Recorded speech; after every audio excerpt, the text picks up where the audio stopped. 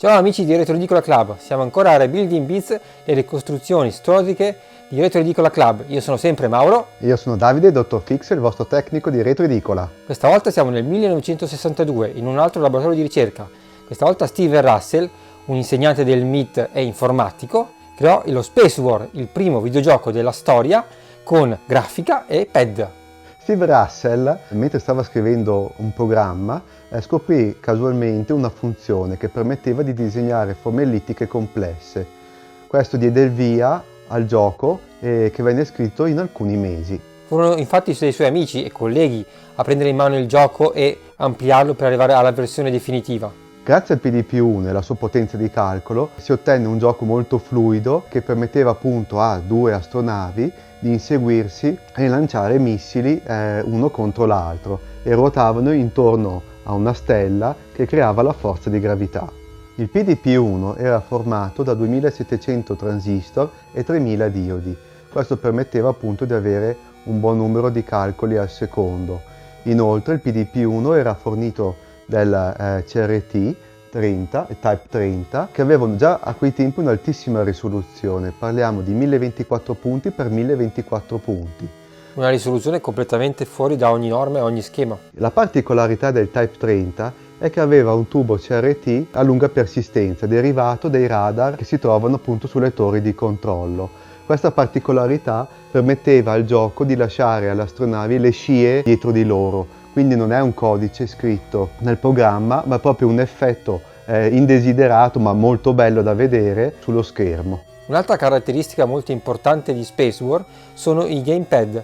Inizialmente il gioco era comandato con degli switch, ma dei ricercatori si è reso conto che era troppo difficile, quindi crearono appunto questi specie di joypad. Sono i primi della storia e permette di controllare la nave, la rotazione, l'accelerazione e il salto. Purtroppo, poco tempo dopo, questi joypad vennero persi e ne rimase soltanto una foto e un'illustrazione su una rivista. Grazie alle foto e a un lavoro di un ricercatore che ne ha riprodotto le fattezze, abbiamo potuto fare la nostra riproduzione che è molto verosimile all'originale. E ora vi raccontiamo della nostra riproduzione creata dal Dottor Fix. La dimensione è quasi simile all'originale. Ovviamente non abbiamo un tubo catodico al suo interno, ma abbiamo un pannello LCD che ci dà l'immagine. Come per potenza di calcolo è stato utilizzato un Pentium 4 con il suo codice praticamente originale, è stato soltanto trasportato dalla versione PDP-1 a Java e poi alla fine una versione per browser, dopodiché è stato modificato il codice per poter implementare i suoi controller, appunto facsimile agli originali.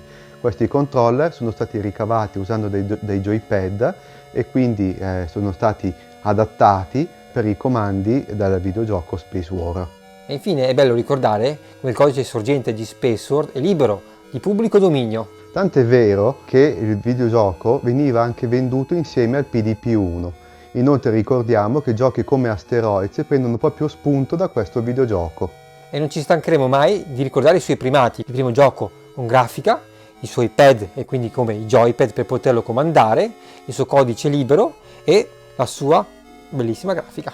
E con questo è tutto. Con quest'altra tappa importante della storia dei videogiochi è stata chiarita. Vi invito sempre a venire qua a Retro Edicola a provare le nostre riproduzioni che troverete anche sul nostro sito Rebuilding Beats, e alla prossima puntata vedremo un'altra riproduzione di Retro Edicola. Io sono Davide, Dottor Fix. Io Mauro. E ci vediamo alla prossima. Ciao! Ciao!